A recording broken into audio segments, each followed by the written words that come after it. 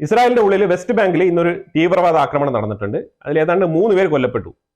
പിന്നെ ഈ പാലസ്തീനിയൻ യുവാക്കളായിട്ടുള്ള 2 ആൾക്കാരാണ് ഈ തീവ്രവാദ നടപടിയിൽ ഏർപ്പെട്ടത്. അതിൽ ഇവര് വെടിയുതിർക്കുകയാണ് ചെയ്തത്. ബസ്സിനെതിരെയാണ് ഇവർ വെടിയുതിർത്തത്. ആ ബസ്സിന്റെ ഇമേജാണ് ഞാൻ വെച്ചിരിക്കുന്നത്. ഇത് സ്ഥിരമായിട്ട് നടക്കുന്ന ഒരു പരിപാടിയായിട്ട് മാറിക്കൊണ്ടിരിക്കുകയാണ് ഈ കലാപരിപാടി. അപ്പൊ എപ്പോഴെങ്കിലും, അതായത് ഏത് നിമിഷത്തും നേരം എടുത്തു കഴിഞ്ഞാൽ ഒരു തീവ്രവാദ അറ്റാക്ക് ഉറപ്പാണെന്നുള്ളതാണ് മനസ്സിലാക്കാൻ പറ്റുന്നത്. ഈ തീവ്രവാദ അറ്റാക്ക് നടക്കാനുള്ള കാരണം എന്ന് പറഞ്ഞാൽ ദൈവത്തിന് വേണ്ടി മരിച്ചാൽ സ്വർഗം കിട്ടും എന്നുള്ളതിൽ വളരെ അടിയുറച്ച് വിശ്വസിക്കുന്ന കുറച്ച് യുവാക്കൾ ഈ ഒരു വെസ്റ്റ് ബാങ്കിന്റെ ഭാഗത്ത് താമസിക്കുന്നുണ്ട്. അവരാണ് ഈ ബ്രിഗേഡുകൾ, കുട്സ് ബ്രിഗേഡ്, അൽകാസിം ബ്രിഗേഡ്, ഇങ്ങനെ കുറെ തീവ്രവാദ ഗ്രൂപ്പുകൾ അതിനകത്തുണ്ട്. അപ്പൊ ഇവരുടെയൊക്കെ പരിപാടി എന്ന് പറഞ്ഞു കഴിഞ്ഞാൽ, അതായത് ഇവര് ഈ പറഞ്ഞ് മാനിപ്പുലേറ്റ് ചെയ്ത് വെച്ചിരിക്കുകയാണ്. അതായത് നിങ്ങൾ ജനിച്ചത് തന്നെ ഈ നാടിന് വേണ്ടിയിട്ടാണ്, ഈ നാട്ടിലുള്ള അതായത് മുസ്ലിംസിനെ സംരക്ഷിക്കുക എന്നുള്ളതാണ് നിങ്ങളുടെ തലയായ കടമ. നമ്മളുടെ ഏറ്റവും ഇമ്പോർട്ടന്റ് ആയിട്ടുള്ള പ്രവൃത്തി എന്ന് പറഞ്ഞു കഴിഞ്ഞാൽ ഈ ഒരു കുട്സില്ല, ഇത് അലക്സ മോസ്ക്, ഈ ഒരു പ്രദേശം യഹൂദന്മാരെ അടിച്ചെടുത്തുകൊണ്ട് പോകാതിരിക്കാൻ നമ്മളുടെ ജീവൻ വരെ കൊടുക്കേണ്ടി വരും. ഇത് നമ്മുടെ പ്രവാചകൻ ഇവിടുന്ന് സ്വർഗത്തിൽ പോയ ഒരു സ്ഥലമാണ്. ഇത് നമ്മുടെ മിഹ്റാജിനൊക്കെ വളരെ ഇമ്പോർട്ടന്റ് ആയിട്ട് നമ്മൾ കരുതുന്ന ഒരു സ്ഥലമാണ് ഈ ഒരു അലക്സ മോസ്ക്. അപ്പൊ ഇത് ശരിക്കും പറഞ്ഞാൽ ഇതിനെ സംരക്ഷിക്കുക എന്നുള്ളതിനാണ്, അതായത് നമ്മളുടെ കടമയാണ്. നമ്മൾ ഈ സ്ഥലത്ത്, അതായത് ഈ പാലസ്തീൻ പ്രദേശത്ത് നമ്മൾ ജനിച്ചത് തന്നെ നമ്മളുടെ ഭാഗ്യമാണ്. കാരണം അതുകൊണ്ടാണ് നമുക്ക് ഈ ഒരു പ്രദേശം സംരക്ഷിക്കാനുള്ള ഒരു ചുമതല കിട്ടിയത്. ഈ ഒരു പ്രദേശം സംരക്ഷിക്കാനുള്ള ചുമതല കിട്ടിയത് അതുകൊണ്ടാണ്. അപ്പൊ അതിനെ ആശ്രിതമായിട്ടുള്ള വാക്യങ്ങളുണ്ട് ഖുറാനിൽ. അപ്പൊ അതെടുത്ത് അവർ വായിച്ചു കാണിക്കും. കണ്ടോ, ഖുറാൻ എന്ന് പറഞ്ഞാൽ എന്താണ്? ദൈവത്തിൽ നിന്ന് നേരിട്ട് ഇറക്കി കൊടുത്ത സാധനമാണ്. അപ്പൊ അതിനകത്ത് ദൈവം തന്നെ പറഞ്ഞിരിക്കുകയാണ് ഈ സാധനങ്ങളെ കുറിച്ചും ഈ ഒരു വ്യക്തികളെ കുറിച്ചും. അതായത് നമ്മളെ തൊട്ടപ്പുറത്ത് താമസിക്കുന്ന അയൽക്കാരായിട്ടുള്ള യഹൂദന്മാരെ കുറിച്ച് പറഞ്ഞിരിക്കുന്ന വാക്യങ്ങളാണ് ഇവിടെ ഞാൻ കാണുന്നത്. അപ്പൊ അത് നിങ്ങൾ വായിച്ചു നോക്കൂ. ഇത് ദൈവം പറഞ്ഞാണ്, ഞാനല്ല പറഞ്ഞിരിക്കുന്നത്. അതൊരു ഈ പഠിപ്പിച്ചു കൊടുക്കുന്ന ആള്, അതായത് ഈ ഒരു MB ഐഡിയോളജി പഠിപ്പിച്ചു കൊടുക്കുന്ന ആള് പറയുന്ന കാര്യങ്ങളാണിത്. അതാണ് ഞാൻ പറഞ്ഞുകൊണ്ടിരിക്കുന്നത് നിങ്ങൾക്ക്. അപ്പൊ ഇതിങ്ങനെ പറയുമ്പോഴത്തേക്കും ഈ കുട്ടികൾ, കൊച്ചുകുട്ടികൾ, ഇവര് ചെറിയ പ്രായം തൊട്ടേ ഒരു സ്കൂളുകൾ മുതലേ ഇവർ ഈ ഒരു യഹൂദിനെ എതിർക്കാന്നുള്ള മെന്റാലിറ്റി പറഞ്ഞ് പഠിപ്പിച്ച് കൊടുത്തുകൊണ്ട് വരികയാണ്. അപ്പൊ അവർ അഡൽട്ട് ആയാലും തന്നെ ഇതേ ഒരു രീതിയിൽ അവർ ചിന്തിക്കുള്ളൂ. ഈ രീതിയിലുള്ള ടീച്ചിങ്സ്, ഈ രീതിയിലുള്ള പ്രവർത്തനങ്ങളാണ് അവിടെ നടക്കുന്നത്.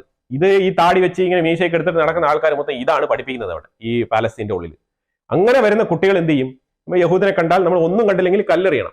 കല്ലെറിയുക എന്നുള്ളത് ഒരു മഹത്തായ പ്രവൃത്തിയാണ്. നമുക്കറിയാലോ, ഏത് സ്ഥലം വരെ പോയാലും കല്ലെറിയുക എന്നുള്ളത്, ചെകുത്താനെയാണ് കല്ലെറിയുന്നത്. ആ രീതിയിലാണ് ഒരു MB ഐഡിയോളജി ഇവർ ഉള്ളിൽ കൊടുക്കുന്നത്. അതുകൊണ്ടാണ് ഈ പാലസ്തീനികളായിട്ടുള്ള ആൾക്കാർ ഈ ഇസ്രായേലിന്റെ ഭടന്മാരെ കാണുമ്പോഴത്തേക്കും കല്ലെടുത്തെറിയുന്നത്. കല്ലെടുത്തെറിയുക എന്നുള്ളത് ഒരു പ്രധാന ഹോബിയാണ്. ഇവരുടെ പല ശിക്ഷാമുറകളിലും കല്ലെടുത്തെറിയലുണ്ട്. യഹൂദന്മാരിലും പണ്ടുണ്ടായിരുന്നു ഈ കല്ലെറിയൽ. യേശുക്രിസ്തുവിന്റെ ഒരു സ്റ്റോറിയിൽ തന്നെ ഉണ്ടല്ലോ, ഒരു വിഭചാരിയെ കല്ലെറിയുന്ന ഒരു ഏർപ്പാട്.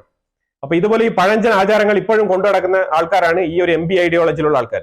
അത് മറ്റുള്ളവരൊക്കെ അതൊക്കെ പഴയ നിയമങ്ങളായിട്ടും പഴയ ആചാരങ്ങളായിട്ടൊക്കെ ഒതുക്കി തള്ളിയ കാര്യങ്ങളൊക്കെയാണ് ഇവരെടുത്തോണ്ട് വന്നിട്ട് പുതുമയോടുകൂടി ഇപ്പോഴും അവതരിപ്പിച്ചുകൊണ്ടിരിക്കുന്നത്. അപ്പൊ ഇങ്ങനെ അവിടെ ജനിക്കുന്ന കുട്ടികളെ ഇങ്ങനെ പഠിപ്പിച്ച് മാനിപ്പുലേറ്റ് ചെയ്താണ് ഇങ്ങനത്തെ തീവ്രവാദപരമായ ആക്രമണങ്ങൾ എല്ലാ ദിവസവും നടപ്പിലാക്കിക്കൊണ്ടിരിക്കുന്നത്. അതായത് ഞാൻ മരിച്ചാൽ എനിക്ക് കുഴപ്പമില്ല, എനിക്ക് വേറൊരു ജീവിതമുണ്ട്, അവിടെ എനിക്ക് സ്വർഗം കിട്ടും, അവിടെ എനിക്ക് ഒരുപാട് വിപുലമായ നിനക്ക് ഇത് ഇവിടെ ചെയ്യേണ്ട കാര്യമൊന്നുമില്ല, ഇത് നിനക്ക് അവിടെ കിട്ടും, അവിടെ ഇതിലും കൂടുതലായിട്ട് കിട്ടും. ആ രീതിയിലുള്ള വാഗ്ദാനങ്ങളൊക്കെ ഈ പുസ്തകങ്ങളിനകത്തൊക്കെ ഒരുപാട് ഉണ്ട് എന്നുള്ളതാണ്. ഇതൊക്കെ തേടിപ്പിറക്കി നമ്മളിപ്പോൾ കോട്ട് ചെയ്ത് കാണിക്കേണ്ട ആവശ്യമൊന്നുമില്ല. ഇതൊക്കെ അറിയാവുന്ന ആൾക്കാരുണ്ടെങ്കിൽ നിങ്ങൾ കമന്റ് ബോക്സിൽ രേഖപ്പെടുത്തുക. ഇതുകൊണ്ട് തന്നെയാണ് ഈ തീവ്രവാദ ആക്രമണം നടക്കുന്നത്. തീവ്രവാദപരമായ ആക്രമണം എന്തിനാണ് നടക്കുന്നത്? ഞാൻ എന്റെ സ്വന്തം ജീവൻ ത്യജിക്കാൻ തയ്യാറാവുന്നുണ്ടെങ്കിൽ ഇതിനേക്കാളും വിലപ്പെട്ട ഒരു സാധനം എനിക്ക് കിട്ടുന്നു എന്നുള്ളതുകൊണ്ടാണല്ലോ.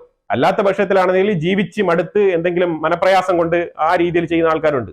പക്ഷെ ഇങ്ങനത്തെ പ്രവൃത്തികൾ, മറ്റുള്ളവരെ ഉപദ്രവിച്ചുകൊണ്ട് അതിന് ഒരുത്തനെ കൊല്ലാൻ വേണ്ടി ഇറങ്ങിത്തിരിക്കുക, അതിന്റെ ഇടയ്ക്ക് ജീവൻ നഷ്ടപ്പെട്ടാൽ എനിക്ക് സ്വർഗം കിട്ടുമെന്ന് വിശ്വസിക്കുക, ഇമാതിരിയുള്ള പ്രാന്തൊക്കെയുള്ള ആൾക്കാരാണ് ആ പരിസരത്തൊക്കെ ജീവിക്കുന്ന ഇമാതിരിയുള്ള തീവ്രവാദ പ്രവർത്തനങ്ങളിൽ ഏർപ്പെടുന്ന ചെറുപ്പക്കാർ. പിന്നെ ബന്ദികളെ ചൊല്ലിയുള്ള ഒരു ലിസ്റ്റ് പുറത്ത് വിട്ടതായിട്ട് പറയപ്പെടുന്നുണ്ട്. ഇത് അൽ ഷർഗ് എന്ന് പറഞ്ഞ ഒരു സൗദി മീഡിയയിൽ നിന്നാണ് ഈ റിപ്പോർട്ട് പുറത്തു വന്നിരിക്കുന്നത്. അവരാണ് ഈ ലിസ്റ്റ് പുറത്തു വിട്ടിരിക്കുന്നത്. ഇതൊക്കെ ഇവർക്ക് എങ്ങനെ കിട്ടുന്നതാണ് നമുക്കറിയാത്തത്. ഇത് അൽ ജസീറയ്ക്ക് ഒസാമ ബിൻ ലാഡൻ ആദ്യമായിട്ട് ഇന്റർവ്യൂ കൊടുത്തല്ലോ, അതുപോലത്തെ ഏർപ്പാടാണെന്ന് തോന്നുന്നു. എവിടെയൊക്കെ നിഗൂഢതകളുണ്ട്, യുവമാരുടെ കണക്ഷൻസ് എവിടെയൊക്കെ ഉണ്ട്, യുവമാർ ആരുടെ ബന്ധം വെച്ചിരിക്കുന്നത്, ഏതൊക്കെ രാജ്യങ്ങൾക്ക് യുവമാരുമായിട്ട് ഡയറക്റ്റ് കോണ്ടാക്ട് ഉണ്ട്, ഇതൊക്കെ വളരെ വളരെ വിചിത്രമായിട്ടുള്ള ഒരു സംഭവങ്ങളാണ് കേട്ടോ. അതായത് ഖത്തറിൽ അവിടെ മീറ്റിംഗ് നടക്കുന്നത്, ആൾക്കാർ അവിടെ കൂടിയിരുന്ന് സംസാരിച്ചുകൊണ്ടിരിക്കുകയാണ്. നിങ്ങൾ ലിസ്റ്റ് തരൂ, അറ്റ്ലീസ്റ്റ് അവരുടെയൊക്കെ പേരുകൾ വെളിപ്പെടുത്തുമെന്ന് പറഞ്ഞിട്ടും ഒരു പേരും ഇതുവരെ വെളിപ്പെടുത്തിയിട്ടില്ല. പക്ഷേ സൗദി മീഡിയ ഇന്ന് രാവിലെ പേര് വെളിപ്പെടുത്തിയിരിക്കുകയാണ്. ഏതാണ്ട് 34 പേരുടെ ലിസ്റ്റാണ് അവർ പുറത്തുവിട്ടിരിക്കുന്നത്. അതിനകത്ത് കുറച്ച് ആൾക്കാരുടെ പേരുണ്ട്, ബാക്കിയുള്ള ആൾക്കാരുടെ കുട്ടികളുടെ പേരൊന്നും അതിനകത്ത് വന്നിട്ടില്ല. പക്ഷെ അതുകൂടാതെ 10 സ്ത്രീകൾ, 11 ആണുങ്ങൾ, 50-60 വയസ്സിന് ഇടയ്ക്കുള്ള ആണുങ്ങളെയൊക്കെ റിലീസ് ചെയ്യുന്നതാണ് കേട്ടത്. അപ്പൊ ആ രീതിയിലുള്ള ഡീറ്റെയിൽ ആയിട്ടുള്ള റിപ്പോർട്ട് ഈ സൗദി മീഡിയ പുറത്തുവിട്ടിട്ടുണ്ട്. ആന്റണി ബ്ലിങ്കൻ അവസാനം അടുത്ത അവസ്ഥയിലാണ്. അയാൾ പറയുന്നത് ഇനി ഞാൻ ഹോസ്റ്റേജ് ഡീൽ സംസാരിക്കാനൊന്നും പോകുന്നില്ല എന്നാണ് പറയുന്നത്. Antony Blinken, US state secretary, അയാൾ പറയുന്നത് എങ്ങനെയാണ്? ഞാൻ പോകുന്നില്ല, ഇതിന് ഇസ്രായേലിനെ കുറ്റപ്പെടുന്നില്ല, പൂർണ്ണമായിട്ടും അയാൾ ഹമാസിനെയാണ് കുറ്റപ്പെടുത്തുന്നത്. പൂർണ്ണമായിട്ടും ആന്റണി ബ്ലിങ്കൻ ബ്ലെയിം എടുത്ത് ഹമാസിന്റെ മേളിലാണ് വെച്ചിരിക്കുന്നത്. കാരണം ഹമാസ് ഇതിനെ ഒരു ജോക്കായിട്ടാണ് കരുതുന്നത്. ഇതിനൊരു സീരിയസ് ആയിട്ടുള്ള അപ്രോച്ച് ഹമാസ് എടുക്കുന്നില്ല. ഹമാസിന് ഗസയ്ക്കുള്ളിൽ നടക്കുന്ന കാര്യങ്ങളെ കുറിച്ചൊന്നും ഹമാസിന് യാതൊരുവിധ ചിന്തയില്ല എന്നുള്ള രീതിയിലാണ് ആന്റണി ബ്ലിങ്കൻ ഒരു ഫൈനൽ നോട്ട് കൊടുത്തിരിക്കുന്നത്. കാരണം ആന്റണി ബ്ലിങ്കൻ ഓൾറെഡി ഇനിയിപ്പോൾ അയാൾ ജോലി കഴിയാൻ പോവാണ്. ആ രീതിയിലാണ് അയാൾ ഡെസ്പായിട്ടാണ് ഈ പരിപാടി ഇനി ഞാൻ പോകുന്നില്ല എന്ന് നിർത്തി വെച്ചിരിക്കുന്നത്. അമേരിക്ക സിറിയക്കുള്ള എയ്ഡ് ഇത്ര നാളും റെസ്ട്രിക്റ്റഡ് ആയിരുന്നു. അപ്പൊ ആ ഒരു എയ്ഡ് കൊടുക്കാനുള്ള പദ്ധതിയുമായിട്ട് മുന്നോട്ട് പോവാണ്. ഒരു ഈ റെസ്ട്രിക്ഷൻസ് ഒക്കെ കുറച്ച് ഇളവ് വരുത്തിക്കൊണ്ട് കുറച്ച് ലോണൊക്കെ കൊടുക്കാം എന്നുള്ള നിലയിൽ സിറിയയെ കുറിച്ചുള്ള ചെറിയ വിലയിരുത്തലുമായിട്ട് വന്നിരിക്കുകയാണ്. അപ്പം തീർച്ചയായിട്ടും അമേരിക്ക കൊടുക്കണം. ഇത് കൊടുത്തില്ല എന്നുണ്ടെങ്കിൽ തയ്യബ് എർദോഗൻ അവിടെ മൊത്തത്തിൽ കവറപ്പ് ചെയ്ത് അങ്ങ് എടുത്തുകൊണ്ട് പോകത്തേ ഉള്ളൂ. HTS ഒക്കെ പിന്നെ ഒരു രീതിയിലും കാണാൻ കഴിയാത്തൊരവസ്ഥയാവും. തുർക്കി ഡോമിനേറ്റ് ചെയ്ത് കഴിഞ്ഞാൽ പിന്നെയുള്ള അവസ്ഥ എന്ന് പറഞ്ഞാൽ മാറി തിരിയും സിറിയ, അത് ഉറപ്പാണ്. അപ്പൊ അതുകൊണ്ട് തന്നെയാണ് US ഇപ്പോൾ ഒരു എയ്ഡ് ഒക്കെ കൊടുക്കാം എന്നുള്ള നിലയിലേക്ക് മുന്നോട്ട് വരുന്നത്. പിന്നെ ഇതിൽ ഒരു കാര്യം മാത്രമേ എനിക്ക് സൂചിപ്പിക്കാനുള്ളൂ. ഈ എയ്ഡ് കൊടുക്കുന്നതൊക്കെ ശരി തന്നെ, ഈ കൊടുക്കുന്ന എയ്ഡ് കൃത്യമായിട്ട് ഈ ഒരു നാടിന്റെ ആവശ്യത്തിന് വേണ്ടി തന്നെ ഉപയോഗിക്കും എന്നുള്ളത് ഉറപ്പുവരുത്തുക. അല്ലാന്നുണ്ടെങ്കിൽ ഇവരുടെ ചെറുകിട സംഘടനകൾക്ക് കൊടുത്തിട്ട് വീണ്ടും ഇവരൊരു തരത്തിൽ അടുത്ത തീവ്രവാദ പ്രവർത്തനത്തിന് വേണ്ടിയിട്ട് ഫണ്ട് ചെയ്യുന്ന ഒരു ഏർപ്പാടാവരുത്. ലെജിറ്റിമേറ്റ്ലി പൊതുജനങ്ങളുടെ പൈസ, അതായത് അമേരിക്കയിൽ നിന്ന് പൈസ മേടിച്ചുകൊണ്ട് അമേരിക്ക തന്നെ ഫണ്ട് ചെയ്ത് തീവ്രവാദം വളർത്തുന്ന പോലെ ആയി പോകും. അപ്പൊ അത് ഉണ്ടാവാതിരിക്കാൻ ശ്രദ്ധിക്കുക എന്നുള്ളതാണ്. അതിന് പൈസ കൊടുക്കുന്ന ആൾക്കാർ കൃത്യമായിട്ട് അതിന്റെ സ്റ്റേറ്റ്മെന്റും കാര്യങ്ങളൊക്കെ പരിശോധിച്ച് വേണം മുന്നോട്ട് പോകാൻ. ഇല്ലാന്നുണ്ടെങ്കിൽ പിന്നെ ഗഡുക്കളായിട്ടൊക്കെ കൊടുക്കുന്നത് വളരെ നന്നായിരിക്കും. അല്ലാന്നുണ്ടെങ്കിൽ മൊത്തത്തിലൊക്കെ കൊടുത്തു കഴിഞ്ഞാൽ പിന്നെ അറിയാമല്ലോ, പിന്നെ പിടിച്ചാൽ കിട്ടാത്ത ഏർപ്പാടാണ്. ഇവരെന്ന് പറഞ്ഞാൽ ഈ HTS എന്നൊക്കെ പറഞ്ഞു കഴിഞ്ഞാൽ ഈ MB ഐഡിയോളജി തന്നെയാണ് ഇവർക്കുള്ളത്. അപ്പൊ ഇവർ ശരിക്കും പറഞ്ഞാൽ ഇവരുടെ ലക്ഷ്യസ്ഥാനം എത്തുന്നവരെ ഇവർ സൈലന്റ് ആയിട്ട് തന്നെ ഇരിക്കും. അവസാന ടൈമിലായിരിക്കും ഇവർ മുന്നോട്ട് വരുന്നത്. അപ്പോഴേ നമുക്ക് ശരിക്കുമുള്ള ഇവരുടെ രൂപം മനസ്സിലാക്കാൻ പറ്റും. തുർക്കിയിലെ തയ്യബ് എർദോഗനെ സംബന്ധിച്ചിടത്തോളം സിറിയയിൽ അയാൾ നടപ്പിലാക്കാൻ ശ്രമിക്കുന്ന ഓരോ പ്ലാനുകളും പരാജയപ്പെടുന്ന അവസ്ഥയായിട്ടാണ് നമുക്ക് മനസ്സിലാക്കാൻ പറ്റുന്നത്. കാരണം അതുകൊണ്ട് തന്നെയാണ് ഈ HTS ഇപ്പോഴും പോയിരിക്കുന്ന ഒരു ഏരിയ എന്ന് പറഞ്ഞാൽ ജോർദാൻ, UAE, സൗദി അറേബ്യ, ആ രീതിയിലുള്ള ഖത്താർ, ഈ രീതിയിലുള്ള ഒരു മീറ്റിങ്ങിനാണ് കൂടുതൽ പ്രാധാന്യം കൊടുത്ത് പൊയ്ക്കൊണ്ടിരിക്കുന്നത്. അപ്പൊ അത് അവരുടെ ഫോറിൻ മിനിസ്റ്റർ മൊത്തത്തിൽ ബിസിയാണ് മറ്റുള്ള സുന്നി രാജ്യങ്ങളുമായിട്ട്.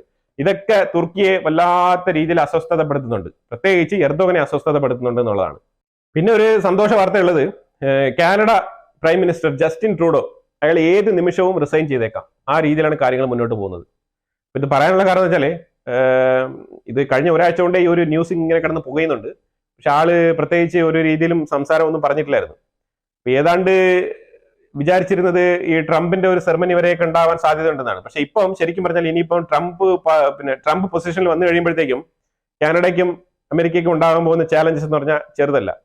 പ്രത്യേകിച്ച് ഇയാൾ ഈ ഒരു മാനസികാവസ്ഥയിൽ ഇപ്പം ഉണ്ടാകുന്ന ഒരു അവസ്ഥ കൂടുതൽ അങ്ങ് എസ്കലേറ്റ് ചെയ്ത് മുന്നോട്ട് കൊണ്ടുപോകണ്ട, ട്രംപ് അവിടെ വരുന്ന ഒരു സമയത്തിന് മുമ്പായിട്ട് തന്നെ റിസൈൻ ചെയ്തേക്കാം എന്നുള്ള നിലയിലുള്ള ഒരു തീരുമാനം എടുത്തായിട്ടാണ് മനസ്സിലാക്കാൻ പറ്റുന്നത്. അപ്പൊ അതിനെ തുടർന്ന് ഈ ആഴ്ചകളിൽ തന്നെ ഒരു പക്ഷേ 2-3 ദിവസത്തിനകത്ത് തന്നെ ട്രൂഡോയുടെ റെസിഗ്നേഷൻ ഉണ്ടാവും. ആ രീതിയിലാണ് വാർത്തകൾ കാനഡ എന്ന് പുറത്തു വരുന്നത്. ഞാൻ കണ്ടതിൽ വെച്ചിട്ട് ഇത്രയും ഇമ്മെച്യൂർഡ് ആയിട്ടുള്ള ഒരു പ്രൈം മിനിസ്റ്റർ ഒരു രാജ്യത്തിനും ഉണ്ടായിട്ടുണ്ടാവില്ല എന്നുള്ളതാണ്. ആ രീതിയിലാണ് ഇയാളുടെ ഒരു പോക്ക്. അത് ആ രീതിയിലാണ് അയാൾ പോകുന്നത്.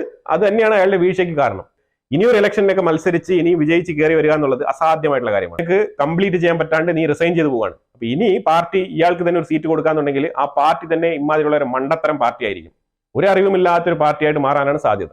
അപ്പൊ അതുകൊണ്ട് ഇനി അടുത്ത ഇലക്ഷനിൽ ഇയാൾക്ക് മത്സരിക്കാൻ സീറ്റ് പോലും ഒരുപക്ഷെ കിട്ടിയെന്ന് വരില്ല. ടിക്കറ്റ് വരെ നഷ്ടപ്പെട്ടു പോകുന്ന ഒരു അവസ്ഥയിലാണ് ട്രൂഡോ പുറത്തു പോകുന്നത്. അപ്പൊ ഈ രീതിയിൽ അയാൾ റിസൈൻ ചെയ്ത് പോകുന്നെങ്കിൽ മാതിരിയുള്ള ഒരു നാണം കെട്ട ഭരണകൂടമായിട്ട്, ഒരു അധപ്പതിച്ച ഭരണകൂടമായിട്ട് കാനഡയിലുള്ള ജസ്റ്റിൻ ട്രൂഡോ, ക്രെഡിബിലിറ്റി എന്ന് പറഞ്ഞിട്ട് നിമിഷത്തിന് നിമിഷം വിളിച്ചു പറയുന്ന ഈ ഒരു ക്രെഡിബിലിറ്റിക്കാരൻ ഒരു ക്രെഡിബിലിറ്റിയും ഇല്ലാണ്ട് പദവിയിൽ നിന്നും രാജിവെച്ച് ഇറങ്ങിപ്പോകേണ്ട ഒരു അവസ്ഥയിലാണ് എത്തിപ്പെട്ടിരിക്കുന്നത്. അപ്പം ഇന്ത്യക്കെതിരെ കളിച്ചതാണല്ലോ, കുറെ കളിയൊക്കെ കളിച്ചതല്ലേ. അപ്പൊ അതുകൊണ്ട് നീ ഇരുന്ന് അനുഭവിക്കും മോനെ, നീ ഇറങ്ങി വീട്ടിൽ പോയിരിക്കും, അതാണ് നല്ലത്. അഭിപ്രായങ്ങൾ നിങ്ങൾ കമന്റ് ബോക്സിൽ രേഖപ്പെടുത്തുക. വീഡിയോ ഇഷ്ടപ്പെട്ടെങ്കിൽ ലൈക്ക് ചെയ്യുക, ഷെയർ ചെയ്യുക. അതുപോലെ തന്നെ നിങ്ങൾ ആദ്യമായിട്ടാണ് ചാനൽ കാണുന്നുണ്ടെങ്കിൽ മറക്കാതെ ചാനൽ സബ്സ്ക്രൈബ് ചെയ്യുക. വീണ്ടും അടുത്തൊരു വിഷയമായിട്ട് വരാം. Thank you so much.